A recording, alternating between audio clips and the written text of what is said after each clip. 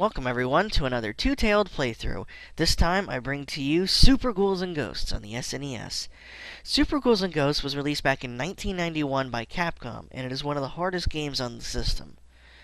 Super Ghouls and Ghosts is actually the third game in the Ghosts and Goblins series, the second being Ghouls and Ghosts, which was released on the Sega Mega Drive back in 1988. Now, Super Ghouls and Ghosts, while it's hellishly hard, it's actually one of my favorite games out there. I played it tons of times as a kid, although I could never beat it. And even if I could beat it, I would have to play through the game twice, the second playthrough being having a harder difficulty, and you have to use the Goddess Bracelet weapon, which is a pretty crappy weapon overall. It is a little bit strong, but it doesn't, the rate of fire is slow, and there is no magic with it, so that makes it even more difficult to use. In this game, you play as Arthur as he tries to rescue Princess Prinprin from the clutches of the evil Sardius, who captured her in hopes of claiming the Goddess Bracelet for himself, because that is the only weapon that can defeat him. But enough of my rambling. You guys have been waiting long enough for this game, so let's get right to it, shall we? Here we go, Super Ghouls and Ghosts. Yeah, listen to that. This game is so beautifully done, graphically, musically, it really pushes the system to its limits. Just watch the intro.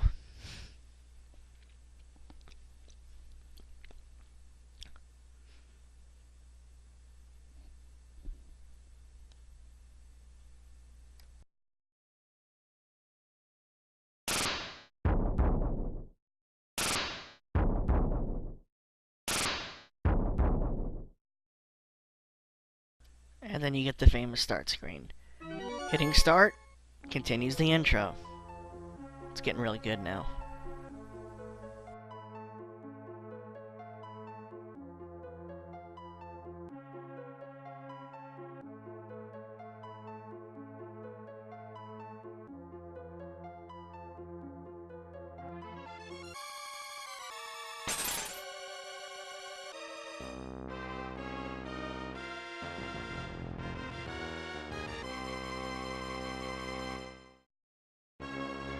And there you have it. Now you see all the land that Arthur has to traverse, not once but twice, to save Princess Prinprin. And then it throws you into the game. First thing you're going to want to do is move over to the left and do a double jump by this tree here, which will cause a chest to appear.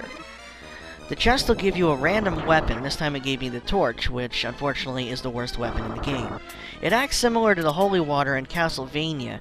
When you throw it, it causes a fire trail, and that trail can damage enemies on the ground.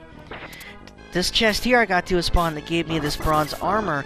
You actually just have to stand on the stone ledge here and drop off, and that'll cause a chest to appear.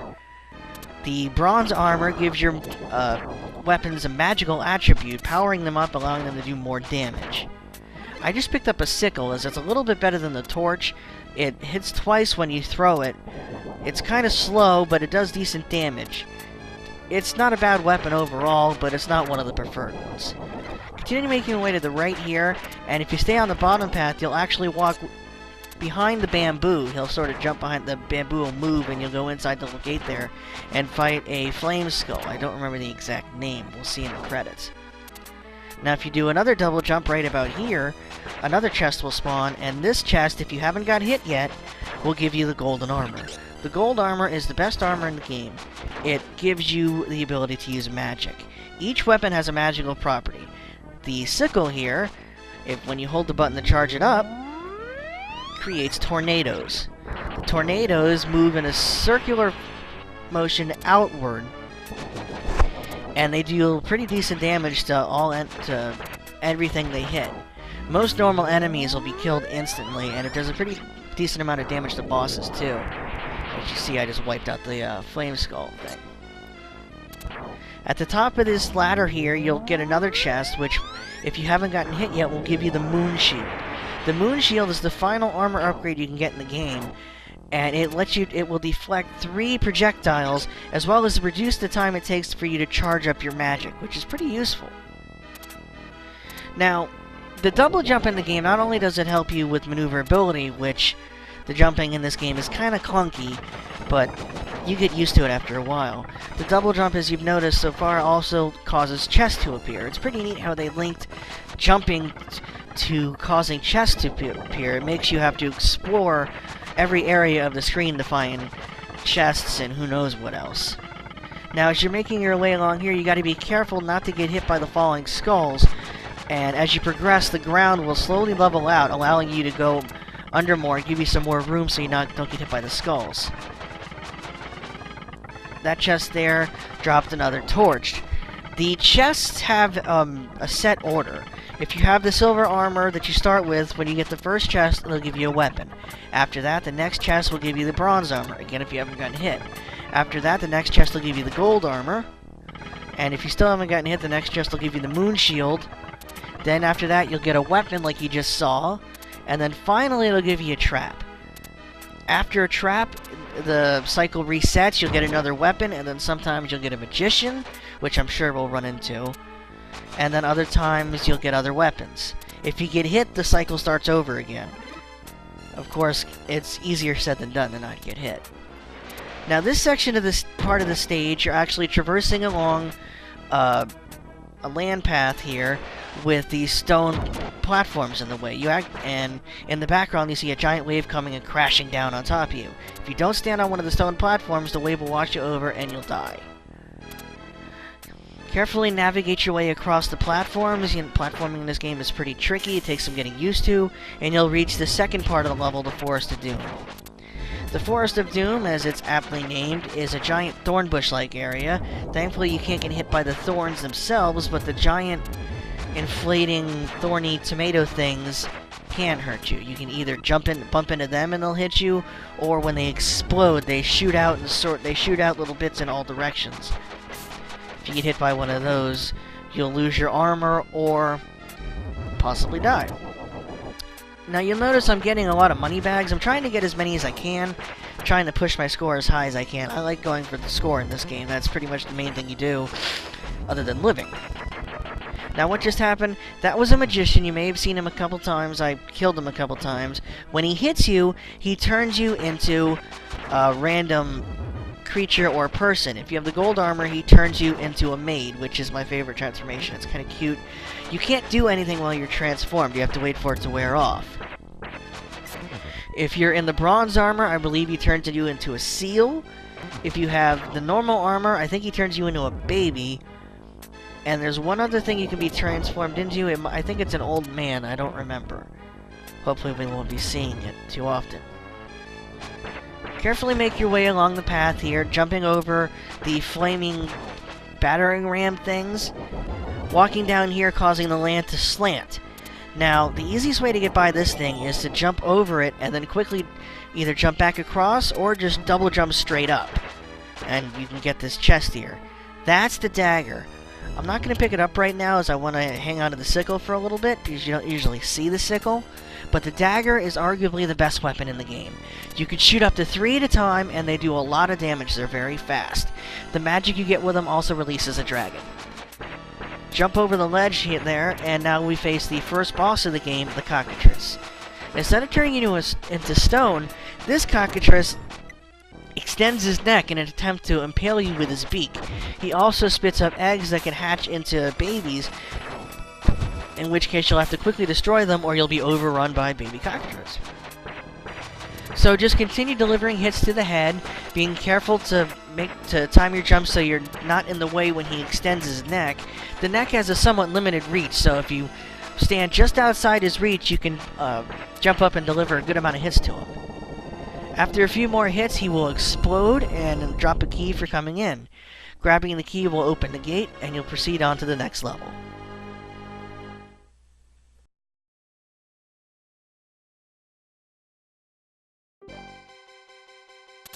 The second level of the game is probably my favorite level in the game. It's a ghost ship level.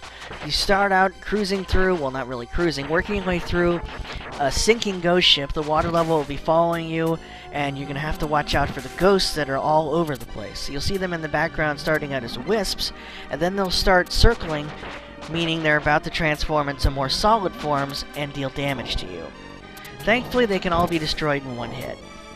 You want to be careful as you make your way across, jumping from platform to platform, and each time you climb up a level, the water level will rise as it's following you the whole way. The ship is sinking. Now, if you fall off and land in the water, unfortunately Arthur can't swim, so it'll be an instant death. Now be careful of the spinning blades when you get to the top here, and carefully jump onto this platform hanging on a pulley. It's best to ride the platform all the way to the end. I jumped off here being a little crazy, showing off a little bit. I'm always a little daredevilish when I play this game. Now at the very end here, you can get a money bag and you can get another money bag hanging from the half ladder there. Once you actually climb up the ladder, the water level will rise and you won't be able to go back down anymore. Once again, be careful with the swinging blades and of the mimic enemies that you will now see. They're the fake chests that will start moving when you get near them, and a little worm-like creature will pop out and after a few seconds fly out at you in an attempt to attack you. The worm-like creature itself can be attacked as soon as it pops its head out. The chest can only be attacked while the mimic is in it or just after it leaves before the lid closes. After you make your way through the ship, carefully jump onto this hanging platform and you'll be lowered while you'll drop into the ocean for the second part of the level. At the start of the second part of the level, you're on a raft in a little whirlpool. The raft is slowly being pulled to the center, and when it gets to the very center, the raft will actually sink. You have to jump to the next raft, and then to the next raft to avoid being pulled down and losing a life. When you get to the third raft, you can actually start the second part of the level, making your way slowly across the water as this screen scrolls with you. The first couple chests will appear pretty much automatically. You may have to jump once or twice before the first enemy to get to them to appear, and with the screen auto-scrolling, it can be kind of difficult to get the items in the chests. Basically, you just want to be careful with the coral and the flying fish enemies coming at you. If you stay about the middle of the screen and watch what's coming up ahead of you, you should have no problem making it through this.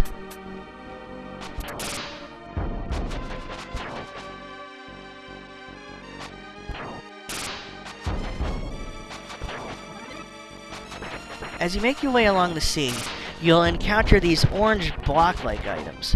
You have to quickly shoot them in order to open up a path in the coral for you to get through, lest you get hit and lose your armor or life. The blocks thankfully only take a couple hits, and once you have a big enough path, you can hopefully scoot through. At this part here, there's an enemy in the middle and two sets of blocks for you to hit. I find it best to focus on the bottom half of blocks, as the top half is much smaller and more difficult to get through. Also, if you have magic, you can time it right, as I just did, so the invincibility will carry you through the coral, making it even easier to get by. Next, you'll encounter the newest enemy in the sea area, the green fish enemies. You'll actually see them in the background. You'll see their head, and I always thought it looked like a dead guy or some survivor stuck out in the sea that you see floating, because you see the head first, and it really doesn't look like a fish, and then all of a sudden, as you can see here, it'll come swimming up in front of you and jump out. If you don't kill it quick enough, it'll shoot out a 3-shot projectile that's kind of tricky to dodge, but not impossible. So when as soon as you see the fish, get ready, as a couple seconds later, like you can see it there in the background, wait for it, there it is, just quickly take them out. They only take a couple hits. After killing the second fish enemy, you'll have to jump to another raft. Now, of course, the raft is stuck in between two lines of coral, making it pretty difficult to jump onto it. The trick is to jump before your raft touches the coral. That'll give you more room to fly, and you'll be able to land more towards the center of the platform instead of the end. Continue forward a little bit, you'll have to take out another fish enemy, and then make another jump, in which case you're finally in the clear, and you can proceed on to fight the boss of the stage.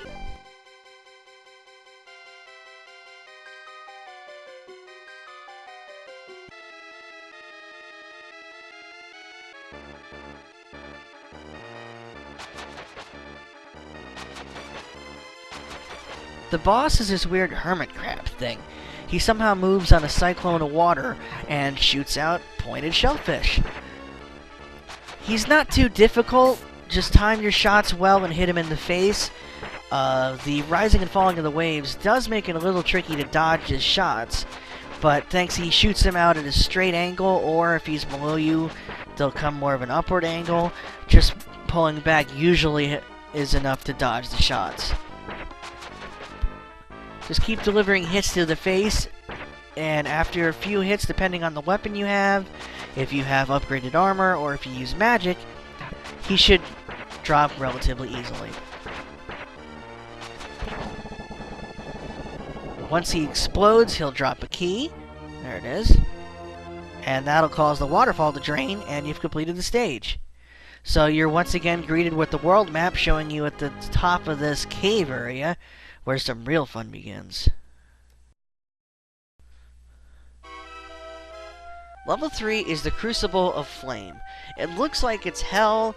It very well may be, but all we know is it's called the Crucible of Flame. This is where the platforming starts to get really tricky, as there's going to be a lot of lava pits to jump over, as well as enemies coming up from the lava pits, and enemies all around said lava pits. So you got to be really careful not to fall into lava, as it's an instant death. These little guys are fire fairies. I'm not kidding. That's what they're called. They come out of the lava all the time, and they swoop and dive at you, and can be pretty tricky to take out because of their erratic patterns. So it's best to just avoid them as best you can, and then take them out when you get a clear shot.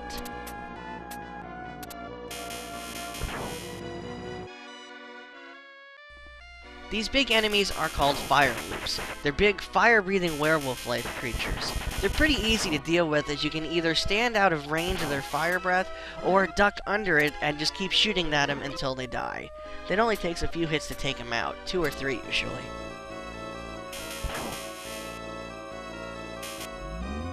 If you have the gold armor, you can try and take out the fire loops and/or fire fairies with your magic, but the fire loops don't take as much damage from magic as they do from the normal weapons. So it's easier just to bait them into shooting in a different direction, and then quickly take them out before they can shoot again. This is where the platforming gets really fun.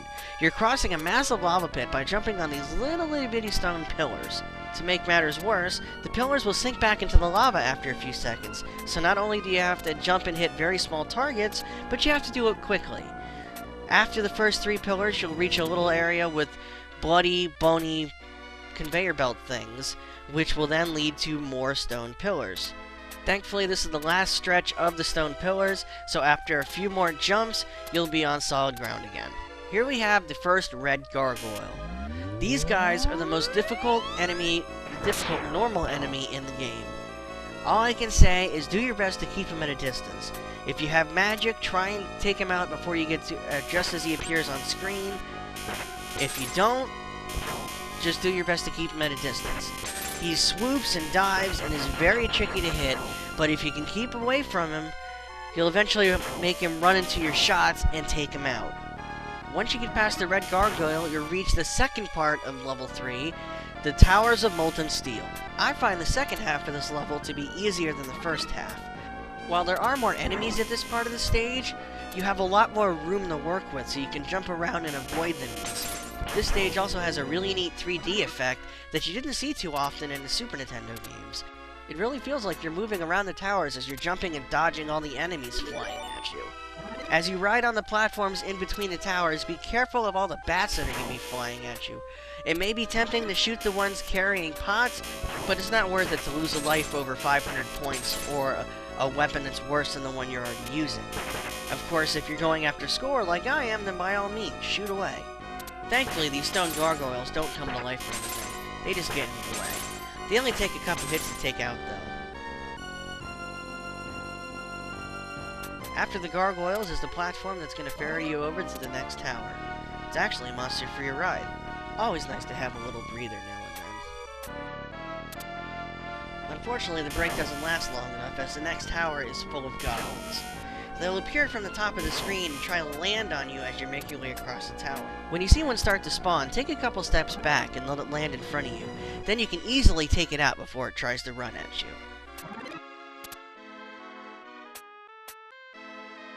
The fourth and final tower is probably the easiest one to get across. Since it goes sort of downhill, the gargoyles will always fall in front of you, so just take your time and you can shoot them before they hit the ground. Of course, be careful if you have to take a step back, because the goblin will respawn and you'll have to kill it again. With Goblin Genocide done, it's time to do some more platforming. This time, the platforms don't move, so you can actually take your time and jump from platform to platform. It's kind of reminiscent of Wily Stage 1 in Mega Man 2, except this time there's no dragon coming to get you. After the platforms is the boss of the stage, the Mongolian Deathworm's third cousin. This is a very simple boss. Just stand in the middle of him and he'll actually keep circling around you, and then you just have to time your shots and hit him in the face as he comes around. After he does a few circles, he'll start to slow down, the sign that he's going to start his actual attack. He'll shoot some rocks off screen, which will then fly back on screen and try and hit you. If you're quick enough, you can take him out before he does this, and you won't have to worry about it at all. With him out of the way, it's on to level 4.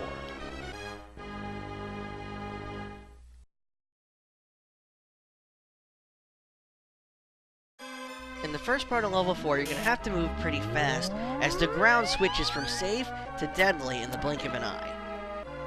When the ground starts flashing, you have only a few seconds to jump to the nearby platform, otherwise you'll wind up dying. When you land on the platform, it kind of cages you in, and then the whole level turns, opening up a new area for you to go to. Once you jump off, you have only a few seconds to reach the next platform, where the level will then turn again, opening up even more areas for you to explore.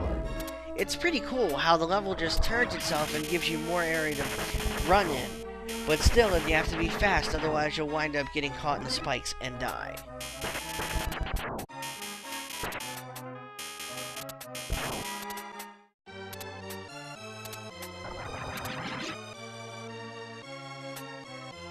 In this level, the fire spirits are back. You know, the flaming towers with skulls at the top.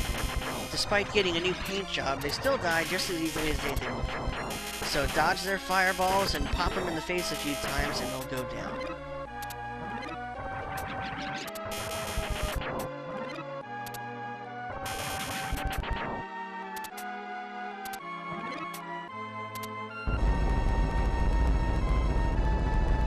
You may be wondering just what the heck kind of level this is. The name of the level is the Ghoul's Stomach, which makes you believe we're inside a giant ghoul's stomach. But if you look at the map screen, it just looks like an underground tunnel of some kind. I don't know. Whatever this place is, it's not going to stop Arthur from reaching his captive princess. Keep jumping to the safety platforms when the ground starts to flash, and make your way through this goofy level. It's actually not that difficult once you get the hang of it. After a few more platforms, you'll fall down some stairs, go into a hallway, and be at the second part of the level. In the second half of the level, you're riding on a platform as the screen shakes back and forth like you're out to sea. There's actually only one enemy in this stage that isn't part of the background, and that's going to be those little fire fairies, and of course now they're blue ice fairies. Be on the lookout for the steam vents and blue tomatoes that will appear in front of you throughout this wacky roller coaster ride of death. When you get to where you have to jump to the smaller platforms, watch out for the blue ice fairies. This is where they start to appear. After a couple easy jumps, you'll be on the second large platform, which will carry you further on the crazy roller coaster ride.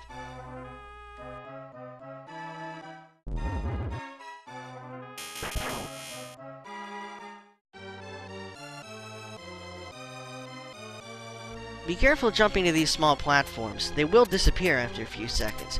If you miss your jump, you may not get a second chance. After a couple of somewhat easy jumps, we're at the last stretch of this level. The blue fairies are going to be out in force, as well as the steam vents. The steam vents are going to be your biggest threat. So do your best to dodge them as you make your way to the end of this stage, which thankfully is right up ahead.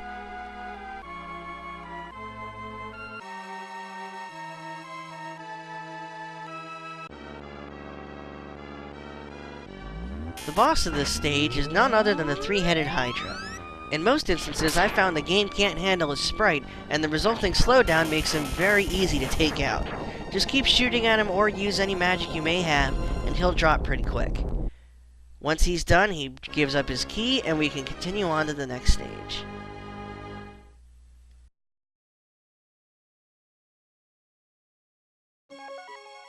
Stage 5 is the Ice Forest. As you can see, we're traveling through a blizzard amongst many frozen trees, and thorn bushes. In this stage, we also meet the brother of the fire loop from stage 3, the Woo. These Yeti-like beasts will breathe ice at you at the same distance as the fire loops did. So just dodge them the same way you did the fire loops in level 3.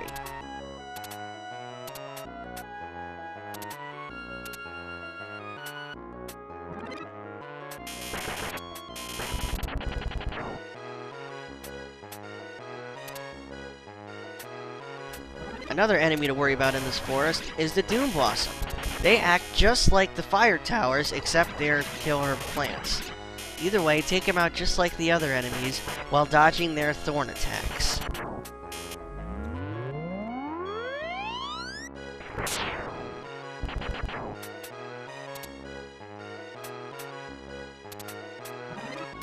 Sometimes you'll see a Woo on a branch above you, and you can attempt to hit him with your magic to try and take him out. But as you can see, magic actually does very little damage to them, just like with the fire loops. Watch how many hits it takes me with the normally very powerful dragon.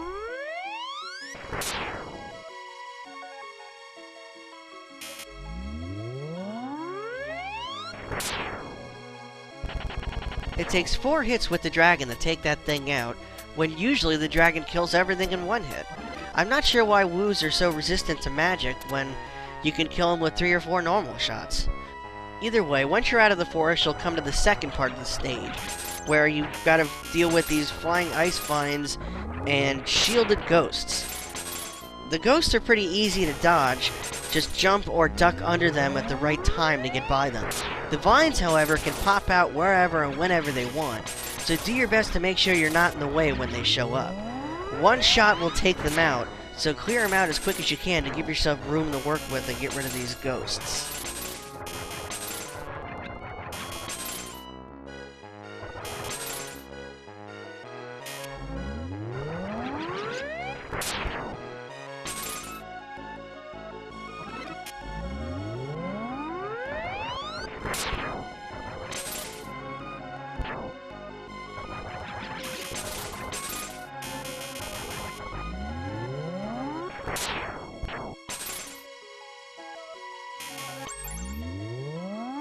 The red gargoyle marks the end of the first half of the level, although I'd rather deal with the ice vines and the ghost than deal with him. If you have magic, you can try to take him out like I just did. If not, try to get rid of the ghost with shields so you have room to dance with him. You want to take him out as fast as you can so he doesn't follow you throughout the rest of the stage here, as we are starting the second half of the level, and right away to meet you are going to be a few ice wolves. Once you get rid of the red gargoyle, continue making your way along these icy paths here, as I can only guess we're climbing up some kind of a mountain, or we slipped into Crystal Man stage from Mega Man 5 maybe. I mean, just look at the background, it looks like we're going through some kind of crystal mine. Anyway, carefully make your way up the icy slopes, watching out for the Woos, that name is so funny, and the ice wolves that are waiting for you. Coming up, we have a money bag sitting on an icy thorn branch thing, which you can quickly get by doing a well-timed double jump. Right after the money bag, quickly climb up the ladder and wait on the platform, as now we get to deal with an avalanche. Yep, instead of an ocean wave, we now have an avalanche coming at us at full force, and the only way to dodge it is to climb onto ladders and stand on nearby platforms. Once the avalanche has gone by, climb back up the ladder, and carefully make your way over the little gap here with the thorn branch in the way. The Woo on the other side can make it a little tricky if he's walked forward enough to attack you, but if he hasn't, quickly jump across and then take him out.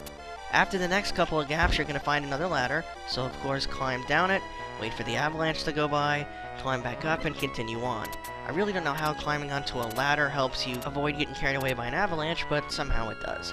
After the third encounter with the avalanche, we'll meet our 5th boss, Freon. The first thing Freon's gonna do is get rid of his legs. I don't really know why he does that, but that's his first thing. Next, he'll start shooting out little orbs that explode into ice chunks, and if they hit you, you'll be frozen for a few seconds, and you'll have to mash everything on the controller to get free. His other attack is he kind of slashes at you, but that's pretty easy to dodge. Just keep wailing on him and/or using magic if you have it, and after a few more hits, he'll go down. We'll get our key for coming in, and we'll be one step closer to rescuing our princess. Stage 6, the Castle of the Emperor. Stage 6 is a pretty short stage, but that does not mean it's easy. Oh no, this is where the enemies start to get crazy. Just look what the first enemy is. Red Gargoyle. Take him out with magic if you can before he takes off, then run back here and get this chest, which hopefully for you won't be a magician. But for me, I'm now a maid. So, continue on in your new maid outfit, or not once it wears off, and make your way up. Hey, haven't seen these guys since the ghoul's stomach. Guess they came out. Those guys are the easiest enemies in this stage, as look, we now have another red gargoyle. That's 2 within a minute. And there's some platforming involved, so he's a lot of fun. Thankfully, it's easy to put some distance between you, so you can take him out a little easier without too much dancing. Get the chest if you need or want it. Here, I'm not going to take it because I like my dagger, and climb up the next set of ladders. This guy should look familiar. It's a cockatrice head. This one only lunges out and tries to stab you, so if you stand far enough away, he won't be able to touch you and you can just pick him out at your leisure. I recommend climbing down the next few ladders, even though you can jump down them, because it gives you more room to take out Gargoyle number 3. Now, he won't move until you move closer to him or try to attack him, so charge up your magic if you have it, or jump and fire a few shots at him before moving too close, and hopefully you'll get a free hit or 2 in before he starts flying around. Another chest will appear at the bottom, so get it if you want. I'm going to take this opportunity to transform back into a maid. Now, while the maid is the best and strongest outfit in the game, you lose your ability to double jump and attack, so all you can do is walk around and look pretty. Okay, back to business. The next set of ledges are kinda tricky because you can't jump through them. You actually have to jump out and then jump back in towards them in order to get on top. Then you just head onward to face 14 red gargoyles. Nah, just kidding. It's just Azuteroto, the boss of this stage. You might recognize him from Ghosts and Goblins, the first game on NES. Here he's back. I don't know if it's the same one, but it's the same design. It's got that creepy mouth and the waist that spits out fire. He's pretty easy. The trick is to keep your distance from him and just keep shooting him. After a few hits, he'll go down, drop the key, and we can proceed on to stage 7. We're that close to rescuing the princess, and Arthur can finally score. I mean, take her back to her kingdom and worship her. Yeah. Stage 7 is the Hallway of Ghouls, and it is just as short as Stage 6. But again, that doesn't make it any less difficult. Start by climbing up the first ladder, and right away we'll meet an ice fairy. Do your best to dodge him. Climb down the ladder if you need to. Climb up the ladder. Either way, once you get up, you'll meet another ice fairy and another cockatrice head. It may have another new paint job, but it's the same type of enemy. Take him out, jump across the gap, watch out for the ice fairy, and climb up the ladder. At the top of this ladder is, hey look, another cockatrice head. They're really pulling out all the stops here, aren't they? Take him out however you want, double jump and shoot him, use magic, whatever. And then jump out and jump back in right away as an ice fairy is waiting to take you out as soon as you land on that platform. Once you get rid of him though, you can continue on climbing up the ladders and taking out the cockatrice heads as you come to them. When you finally get out of the gauntlet, the first thing you come to is a chest. For me it was a magician, which means more maid time, yay! Oh, wait a minute. Did I mention the red gargoyle is the maid outfit's one weakness? Yeah. So, once again, take him out as best you can. Magic, shots from afar, a missile launcher. Well, you won't have one of those, unfortunately. Hey, look, a chest. Let's see what this is. Ah, screw that. Well, once he's gone, continue onward and up the next ladder that awaits you. It's a pretty long one. Now, this room has 2 bird heads in it. I recommend taking out the one on the right first, as it makes the fight a little bit easier. Be careful to dodge the fireballs they shoot. Yes, the bird heads can shoot fireballs. Thankfully, they don't do the egg attack that the boss had. And take out the one on the left as easy as you can. Once he's gone, walk forward and the walls will dissipate, allowing you to climb up the next ladder and proceed onward into the stage. I'm sure the first thing at this part of the stage you'll notice are the ghosts are back, and then of course the mimic. This one's blue. Not sure why he's blue, but he is. Anyway, take out the ghosts and the mimics as best you can while trying not to get hit. It does get pretty crazy with all the ghosts on screen, as they seem to be forming faster than they did back in the second stage. As soon as you can, start climbing your way upward and outward of this hellhole, and you'll soon come to a ladder. Quickly climb out and jump off the platform into the big area next to it, and after a few steps the ghost will stop spawning. I wonder what that means. Boss time! Asaruto comes back once again, And he, well, nothing's different. Just like before, keep your distance from him and keep hitting him. He has the same health as he did before, so he'll die just as easily as he did before. I think this fight is even easier than the last fight because you have more room to work with. He also steps back more, making it even easier for you to take him out. It's like he wants you to kill him. Once he does go down, the real fun begins. Step forward to meet Neveroth. An upgraded version, if you will, of Asaruto. His Fire Blast shoots out much longer, so you gotta be aware of that. He also has a much more devastating laser attack. It's wider and it shoots straight, instead of at an angle like Asaruto's did. But just like Asaruto, keep your distance, and this Sea Captain thing, at least that's what I always thought he looked like, will go down. Once he drops, he'll drop his key, we get to go in and save our princess. Wait a minute.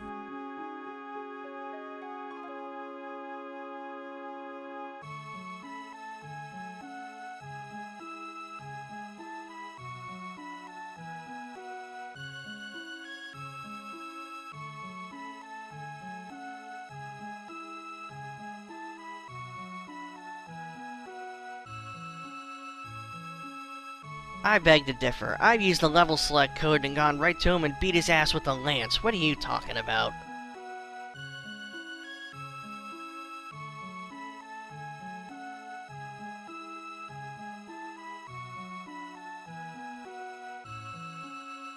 Really? I thought they just wanted to have their way with you.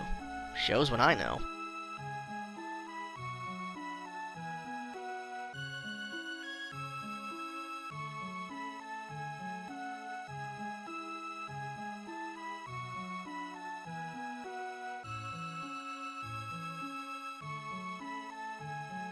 Sure, just tell me where you hit it and I'll come get you. Wait a minute, I think that line is copyrighted. You might want to change your statement there. Well, guess what that means. It's time to start over, find her bracelet, come back and rescue her. The bracelet can appear in any chest, just like a weapon would, so it's time to go chest hunting. But then again, I don't really feel like it. So, I'm just gonna don the most powerful armor in the game, and sit here under this tree. Look, even the zombies are afraid of me. Well, that one wasn't. He just wanted to bring me a present.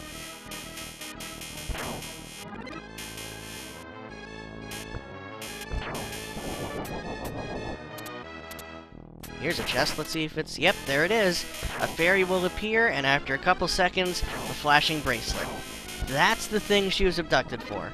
That's what we've come all this way to find. I'm so glad she just barely managed to hide it in a big red chest that could be easily found by anything.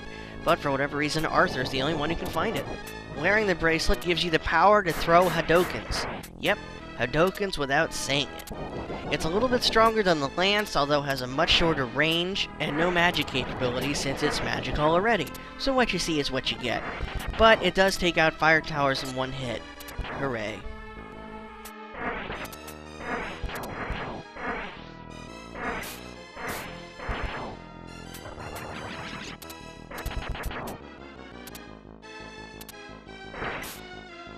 I recommend getting transformed into the maid whenever possible because it is much more powerful than the goddess bracelet.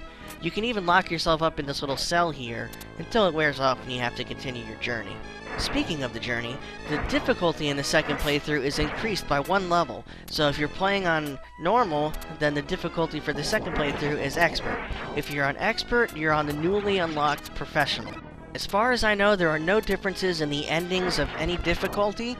It's always going to be the same after you complete it a second time. As far as how hard each difficulty is, well, all it does is give the bosses a little more health and put little more enemies on screen. So, I mean, it can make it a little more tricky for some of the jumps, but overall, it's really not that bad.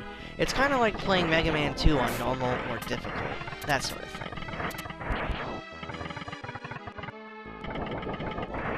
Well, once again, just take your time going underneath the falling skulls. Once again, they tempt you with the money bag at the top of this pillar. Ah, heck with it, I'll get it. Arthur doesn't get paid enough for this anyway. It is a somewhat tricky jump to do without getting hit.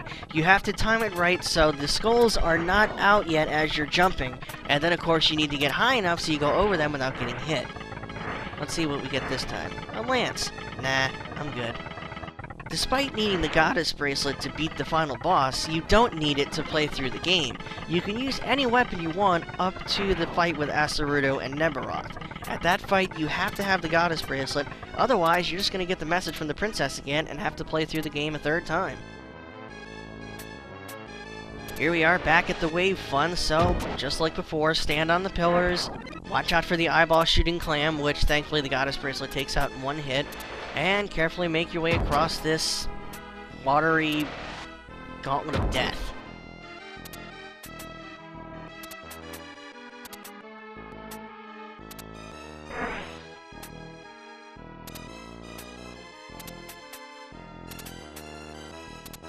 And here we are at the second part of Stage 1. This place is actually called the Forest of Fear. I think this place looks more like a haunted thorn grove than a forest. Isn't a forest supposed to have a lot of trees and bushes and animals? Here we have a bunch of thorny vines and flaming objects. I don't know, they made the game, they can call it whatever they want. It does give it that dramatic touch, though. I'm sure you've noticed I've taken out the last few magicians I've come across. I'm trying to avoid transforming into the maid armor. It is the most powerful armor in the game, but it slows you down, and I'm trying to get through this as quick as possible, so Arthur can rescue his princess already. Ah, the dagger. I want to get it so bad. But I want to show off the goddess bracelet a little more before switching weapons. Mainly, I want to defeat a boss with it, so you can see just how strong it is and how it stands up to the power of a mighty boss. Of course, the mighty boss in this case is going to be the cockatrice, which isn't so mighty at all. But still, you'll get to see just how strong it is. Stupid chest, get out of the way. Hey, magician. Okay. Yeah, I said I was going to avoid it, but heck with it. Maid's outfit goes! Beware, Arthur the Maid is coming! I can't imagine what the enemies are thinking when they see that outfit running at them.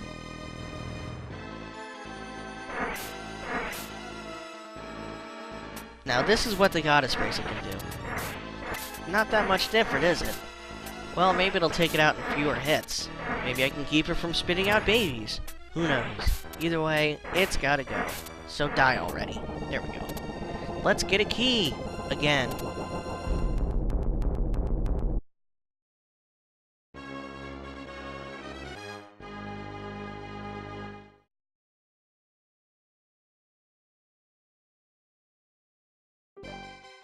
Level 2 once more. So close yet so far away.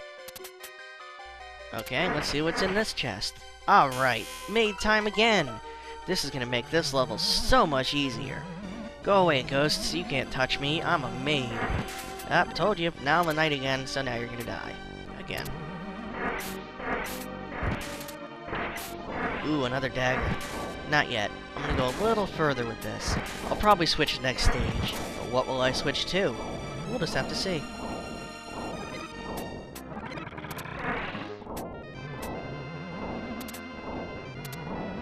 As you can see, nothing has really changed in this level either. Of course, there are more ghosts about, but that's about it. No real threat, just take your time and avoid them as best you can. Keep your distance from them, that's the easiest way to do it. If you can stay away from them, you can shoot them before they get to you. Whee! Platform time! Let's ride it all the way down this time. Whoa, dipped into the water. Not this time, magician.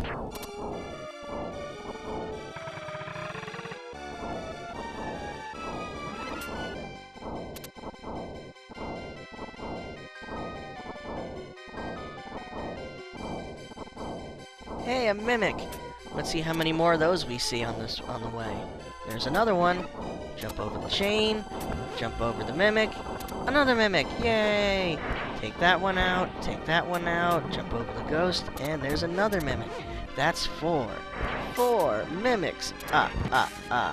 Okay, no count.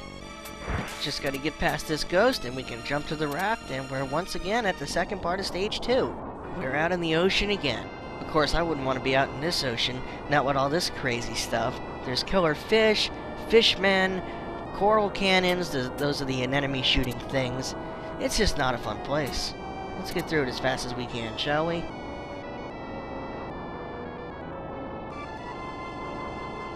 Well, now that we have somewhat control, let's proceed on. One fish. Two fish. Red fish. Ooh, that one dropped an axe. Blue fish. Well, we're reading Dr. Seuss now. Yay! Well, that last fish wasn't really blue. It just kind of blew up. I guess that counts. Anyway, I caved and got an axe. The axe has a much longer range than the goddess bracelet does. Well, any weapon besides the torch has a better range than the goddess bracelet. But it's a little tricky to use. It shoots up and then goes outward in kind of a wavy path, which makes it kind of tricky to aim. But it's a lot more powerful than the goddess bracelet is, despite it being a little tricky to use. But best of all, we have magic back. Hooray! Magic! So now we can use the brief invincibility and the nifty magic that the axe has whenever we want.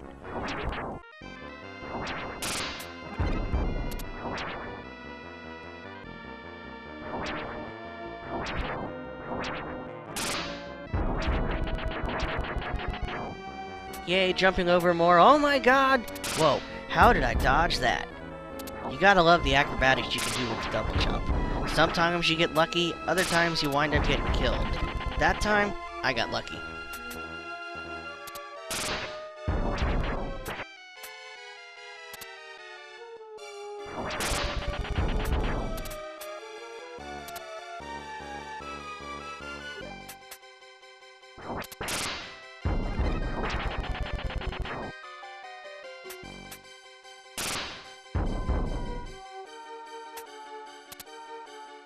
Alright, we changed rafts. We're almost out of this area. Stupid fish, die. See what I mean about it being a little tricky to use? It keeps going over the fish. There we go, got him.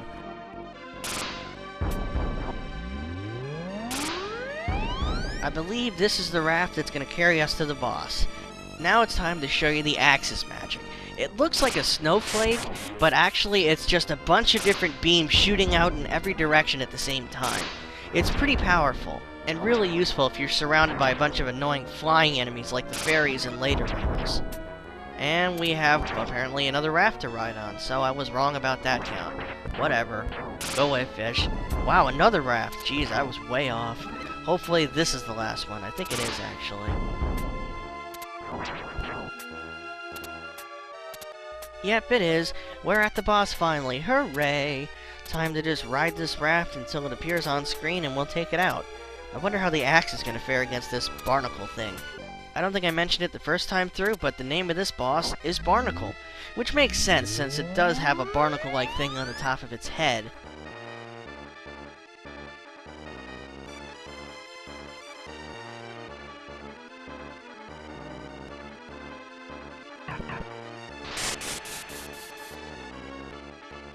Just like before, dodge the spike fish it shoots out at you, dodge it when it gets too close, or use magic like I just did there, and keep wailing on it until it drops.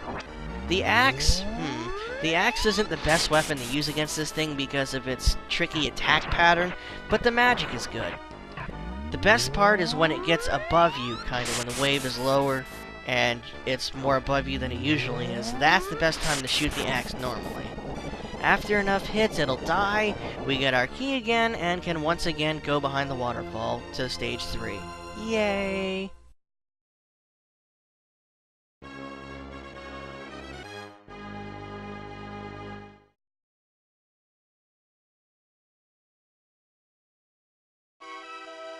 Well, here we are back at the Crucible Flame once again. Could call it hell if you want, but whatever.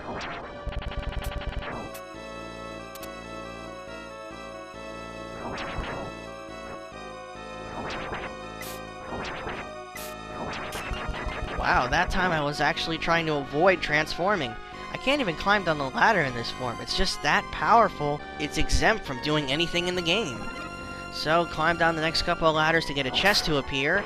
Let's see what we get this time. Ah, the goddess bracelet's back. No thanks, I'll stick with my axe.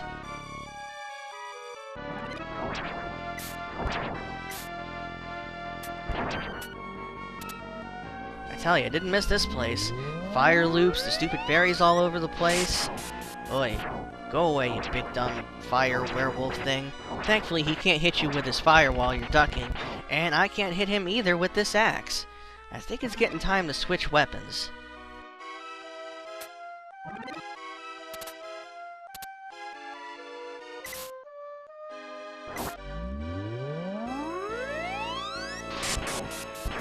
Now, if you remember from the first time through, magic does very little if no damage at all, but if they trap you like they did here, then your only choices are to use magic or wait until it moves out of the way.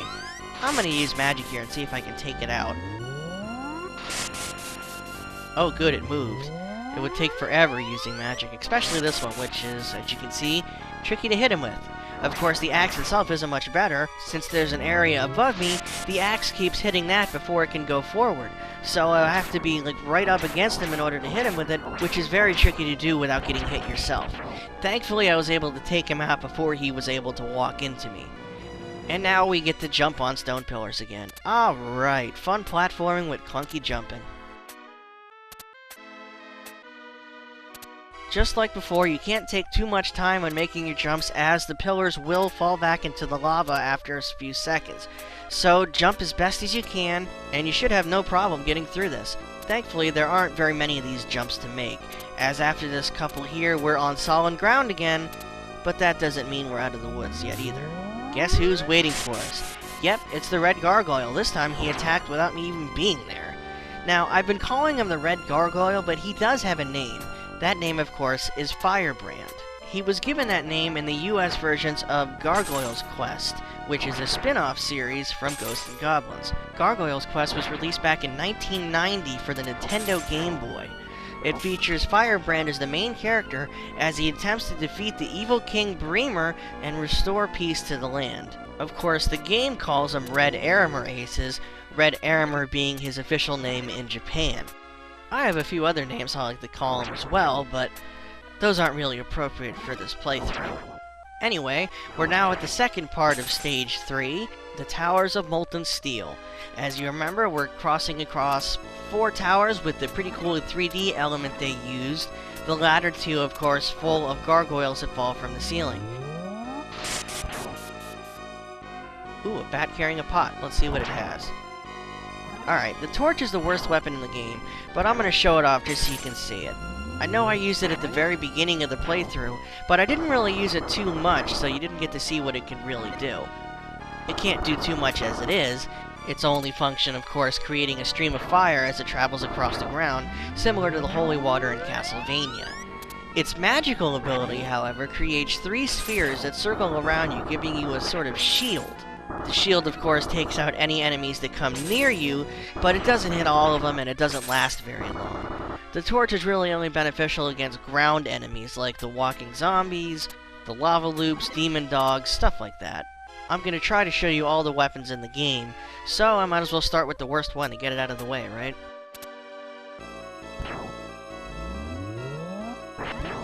The shield is most useful against the gargoyles.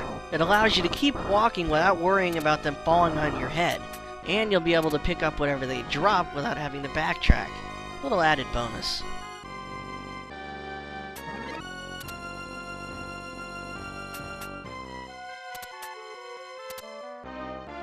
You can also take out the gargoyles easy enough with the torch itself, just time it so they fall onto the blast, or throw it out in front of you and let them fall onto the flames.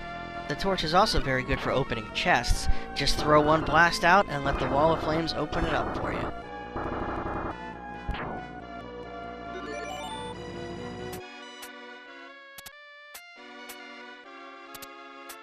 With the towers behind us, we just jump on the couple platforms here and get ready for the dragon, the boss of Wily Stage 1. The dragon is pretty easy— oh, wait a minute, wrong game. I'm sorry. We are, of course, fighting the Mongolian Deathworm's third cousin. Best name for a boss ever. The torch makes this fight pretty tricky, as the only way to really hit it is to time it as its face is going around, or throw the torch out and let it run into the flames as it circles around you. Needless to say, if you want a good challenge, try fighting this boss with a torch. Now here, I'm jumping into the boss. If you jump just right, Arthur's head will clip inside and you won't take any damage, but I'm still able to jump high enough to hit him in the face with a torch. The torch's shield ability makes his only attack really easy to dodge, but the shield won't do any damage to the boss. So, once he starts circling again, keep throwing out the torch and let the flames damage him as he circles around you. It'll take a little while, but he'll go down eventually. Once he does go down, we get a key from coming in, and complete the stage again.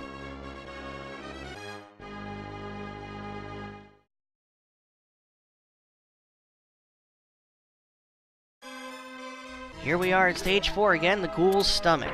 I'm gonna jump up and see what this chest gives, and of course it's a magician. Not helping me here. But continuing on, we get to fight these axe-wielding guys, which are called phagocytes. They're the white blood cells of the ghoul's stomach. Makes sense, I guess. Unfortunately, the shield of the torch doesn't deal too much damage to him. It actually takes a couple hits to take him out. But it will take him out. So I'm gonna spam this shield and make my way through this as I go from platform to platform, spinning the ghoul's stomach around. Here we have a little flame-on-flame action. Alright. And there you see the torch do what it does best, open chests. I'm so glad the princess barely managed to hide her goddess bracelet inside the stomach of a ghoul. Seriously, this is like the 4th or 5th time we've found this thing. How many of these does she have? How many places did she just barely manage to hide this thing? How was she able to hide it in a chest every time? How many chests did she have with her? How could she carry them all? How far did she get before she was finally kidnapped? I mean, we're halfway through the journey here, and we're still fighting these things. Those are just some of the questions that we have for this game that will never be answered. Unless, of course, we make up our own answers, which is always fun. Like, I'm gonna say, she had a magical bag of holding that allowed her to carry several 100,000 bracelets with her, and she ran through the lands, hiding them all, anticipating being kidnapped by demons, in which case her knight Arthur would have to rescue her yet again. Also, having anticipated Arthur rescuing her, the princess ransacked his closet and stole all of his armor, having several 100,000 copies of it made, and scattered them across the land as well in the same red chests. A good portion of the kingdom's money was spent on these red chests, and copies of armor, and copies of her bracelet. But that's all taxpayers' money, so it didn't really matter to her. I mean, she was going to be kidnapped, again. She had to provide a means for herself to be rescued. If she didn't, Arthur would have to think for himself to rescue her. Oh my god, that would be terrible. Who knows what he might actually do? He might actually get himself decent armor that didn't break off after being hit once. Could you imagine being able to take more than one hit in your armor? That's unheard of.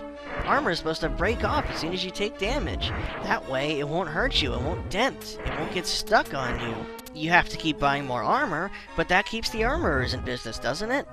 They have hungry mouths to feed too. I mean, they have wives and kids and families of their own to care for.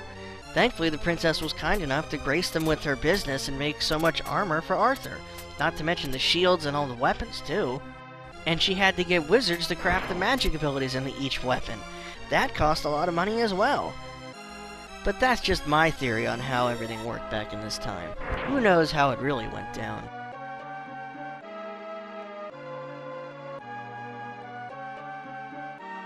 Wow, that was quite a rant.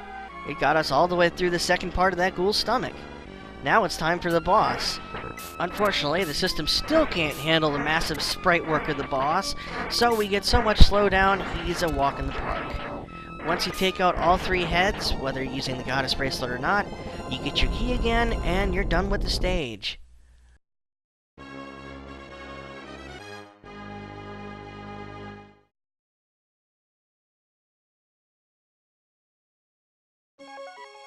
Here we are back at the ice forest again. Jeez, I feel like we were just here. Wait a minute, we were! Anyway, this forest actually looks like a forest, as it has trees. They're frozen, and not many of them in number, but they are there. There's also death blossoms, flowers, another thing you'll find in a forest. There's the crossbow. Now, when you have bronze or gold armor, the crossbow upgrades to homing capabilities. It shoots out 3 shots that home in on the nearest target, which can be pretty useful for taking out the ice fairies and other flying enemies in this stage. They're so-so against the woos and death blossoms, only because only one shot tends to hit them most of the time.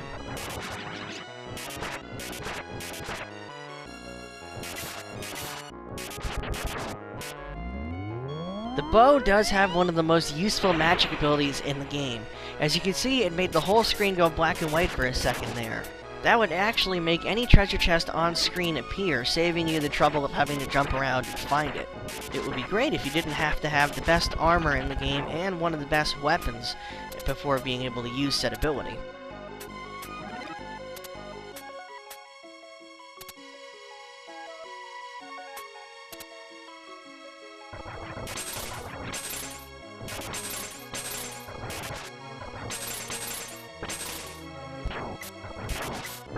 The bow and arrow is going to come in pretty handy here with the flying ghosts and all the stupid ice vines coming out.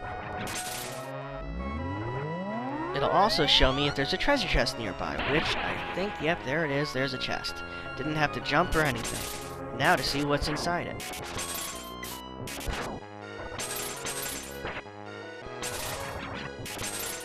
Naturally, it's a magician. Oh man, didn't really want to turn into the maid at this point. With all this stuff on screen, the sheer power of the maid outfit might overload the game and cause it to freeze. Oh good, crisis averted. Now let's continue onward, shall we?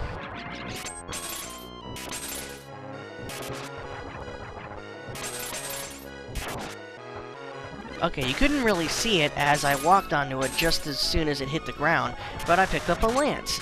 Now, the lance, of course, is the weapon you start with, and it is pretty powerful overall, even if it is a bit slow. Its magic form increases the range it flies and gives it a neat little tail, which, of course, increases its power and makes a cool noise as it flies through the air.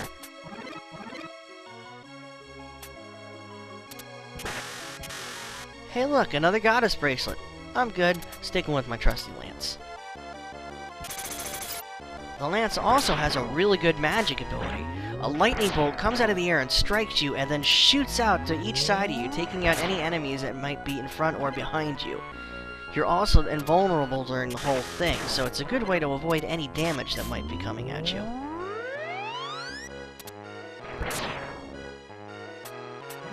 But since it's magic, it'll do very little damage to these stupid things. Whoa, what a jump, huh? It's so much fun to do that, even if I did almost die there. And it's avalanche time again.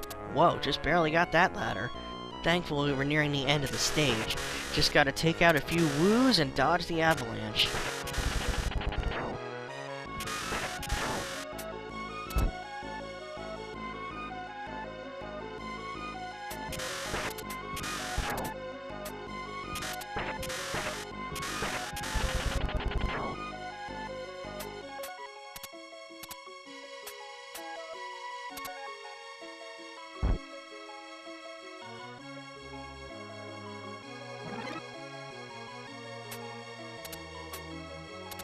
Okay, we're in the home stretch. All that's left is Freon.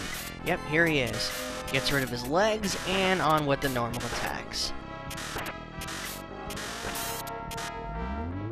The lightning magic is pretty useful against him since he's above you for the majority of the fight.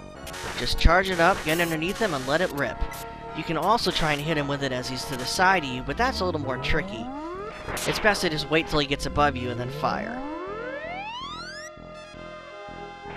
After enough hits or lightning strikes, he'll go down, give up his key, and we're free to complete the stage. Alright, 2 more to go.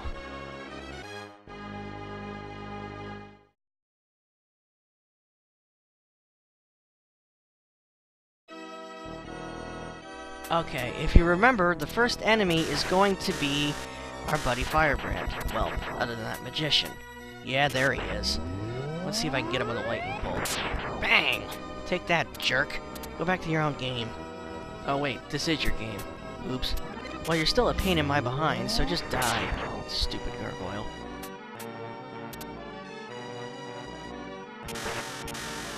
Wow, she even just barely managed to hide the bracelet inside the castle of her captors. Go figure. I'm gonna go ahead and grab the goddess bracelet here, since I'm not sure how many more chances you get to grab it before the final boss.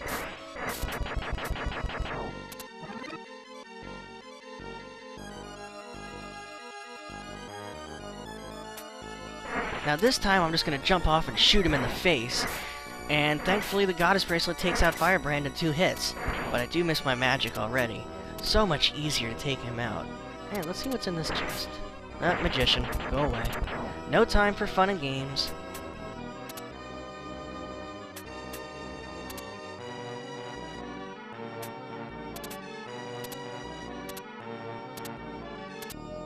Here we are with Azuruto again.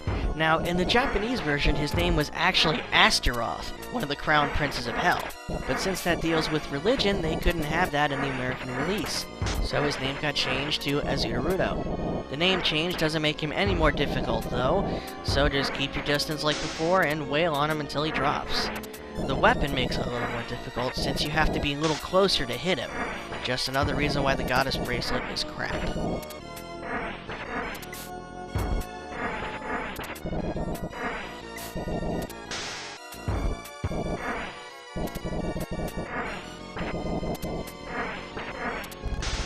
When you finally take him down, you get your key again, and we're on to the second to last stage of the game. For real this time.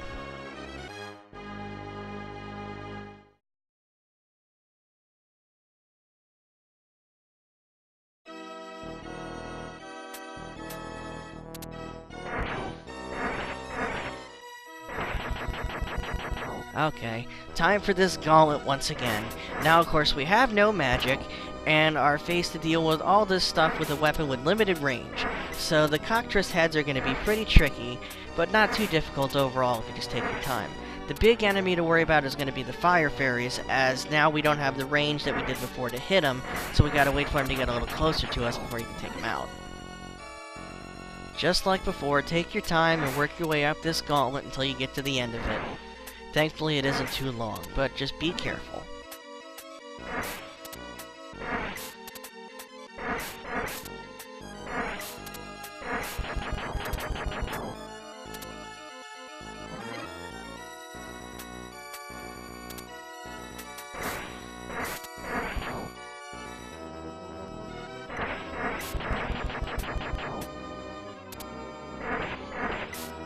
Hey, a lance. Tempting, but better not. Oh god. Let's dance, Firebrand.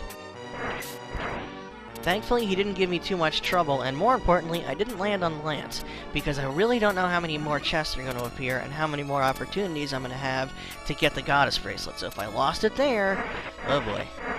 And of course, after I give that speech about chests, one appears. That's just how it goes. Remember this room? It's a lot more fun now. Just do your best to stand in the middle so you're out of range of both of the heads, and take them out one by one. Once again, start with the one on the right, and then focus on the one on the left. And yes, I do know how wrong that sounds. People with their sick minds. Not like I'm one to talk, though.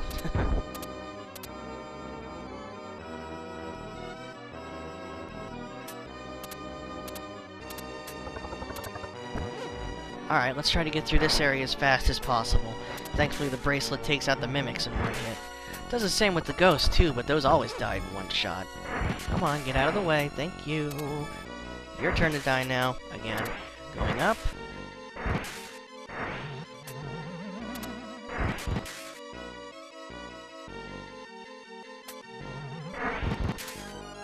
Alright, here we go. The final showdown. We gotta take out Azurudo again, or Astaroth, and then Neveroth. And we gotta do it with this crappy goddess bracelet. This should be fun. Thankfully, we have a lot more room to work with this time, which makes it a little bit easier considering how much closer we have to get to the bosses this time. Try to use Azurudo as practice for Neveroth, gauging how close you can get and when to jump away when he attacks, because Neveroth is a heck of a lot more difficult when fighting him with the goddess bracelet.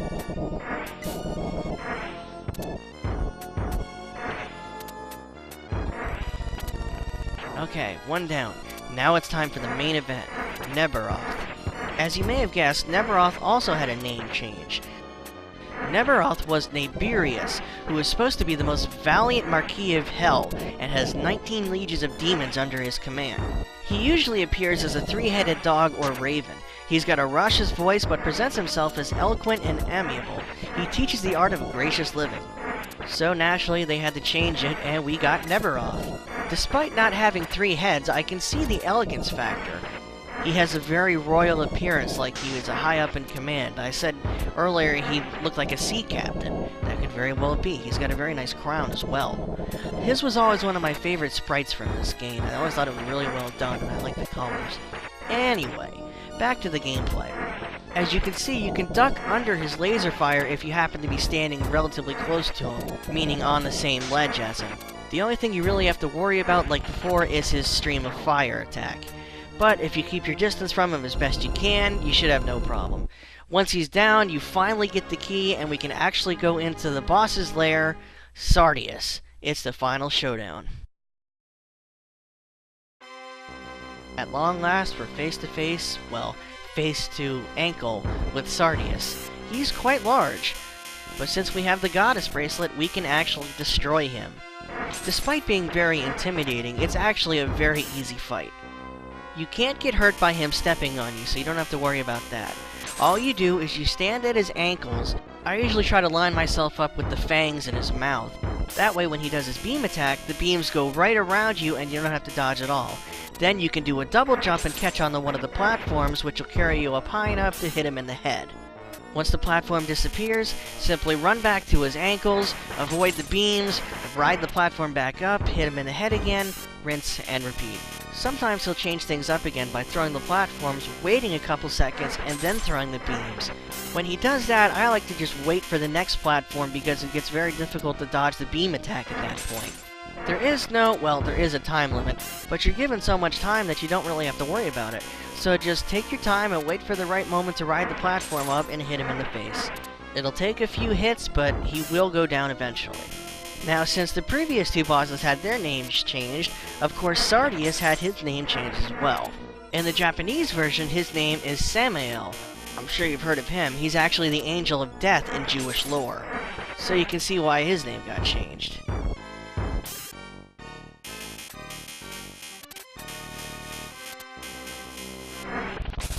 And that does it. He's dead. We've done it. We've rescued the princess. Yay! Where is she? Where is she? What's going on here? Where is she? Ah, okay. She's making her dramatic appearance from the sky. In a bubble. Now you can sit back and enjoy the ending.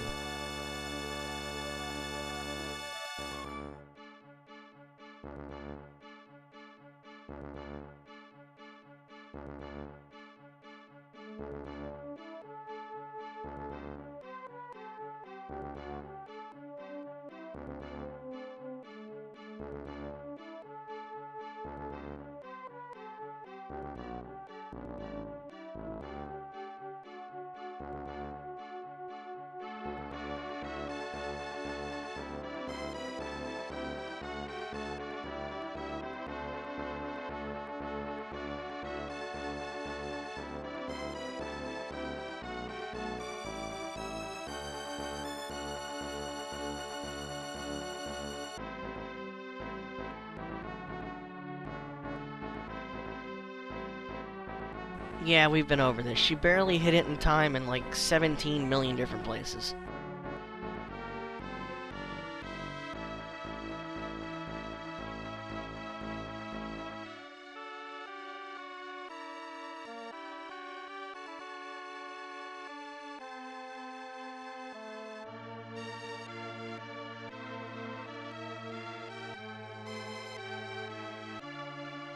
And now it's time for a cast roll. Alright.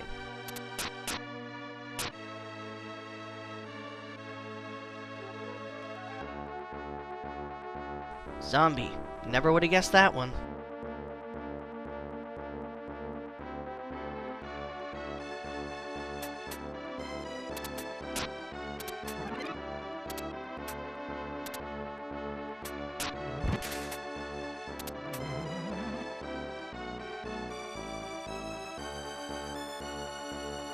Ghost.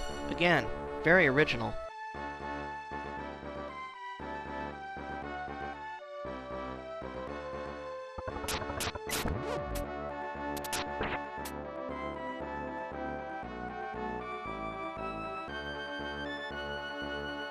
Mimic. That one could actually be pretty tough to figure out.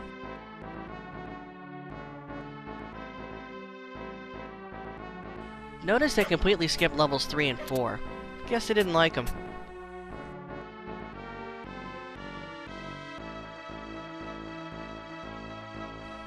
Woo. Never would have guessed that one. And now it's the boss's turn.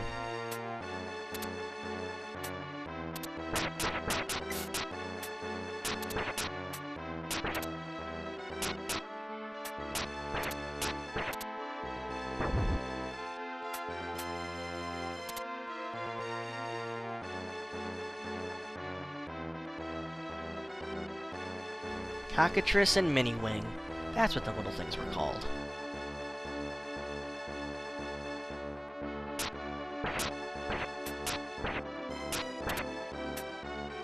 I like how it's still having slowdown even in the credit roll.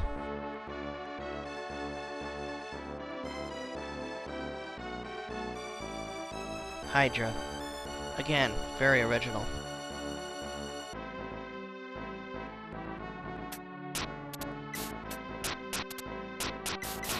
I gotta say, there's a lot of holes in this credit roll.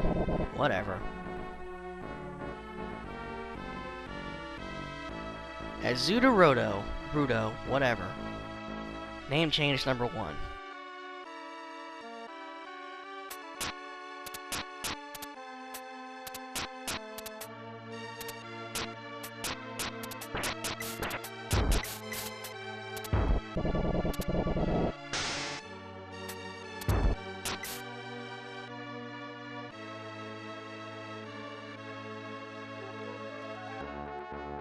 Neveroth. Name change number 2.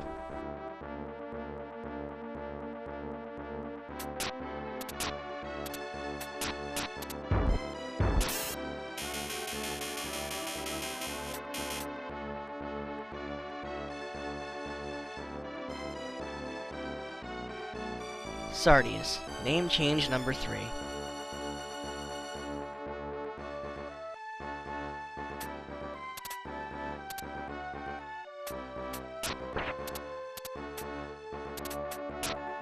Firebrand got his place, though, right after all the bosses. Of course, here, he's Red Erimer Ace. Again, I have a bunch of other names for him.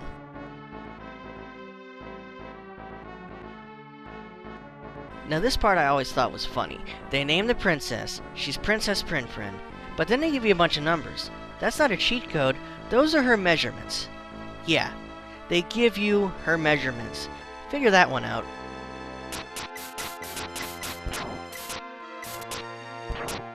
Now finally it's Arthur's turn. Notice how he's throwing the lances, they don't have the tail. So it's like he's throwing the regular lance, despite wearing gold armor.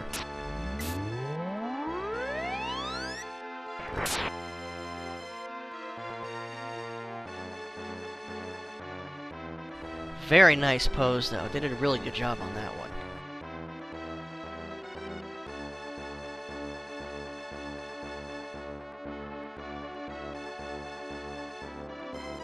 And there you have it. Now we get the actual credits of the game, while Arthur and his princess ride off on a horse. I have no idea where the horse came from, but hey, I think Arthur earned a break.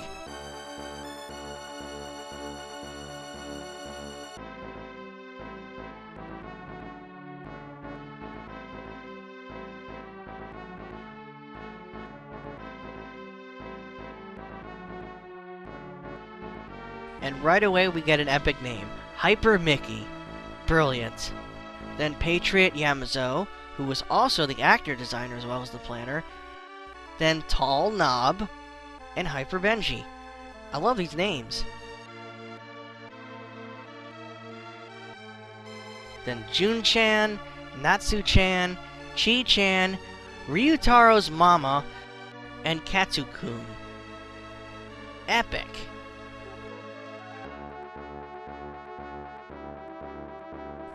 Then as programmers we have M30, Ma-chan, and Yamadachi. Our music composer is Mari. That person did a damn good job. Brilliant music in this game.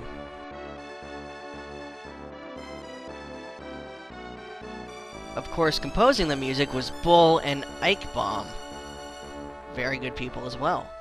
And then special thanks to Chosuke, Take Pawn, and all Capcom staff. Professor F was the producer.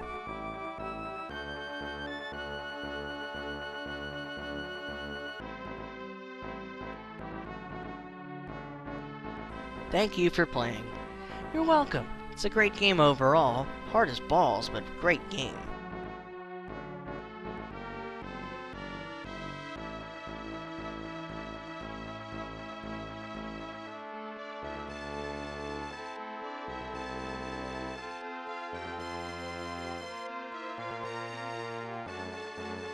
Presented by Capcom. They never failed to impress. Until recently, anyway, when they canceled Mega Man Legends 3. jerks.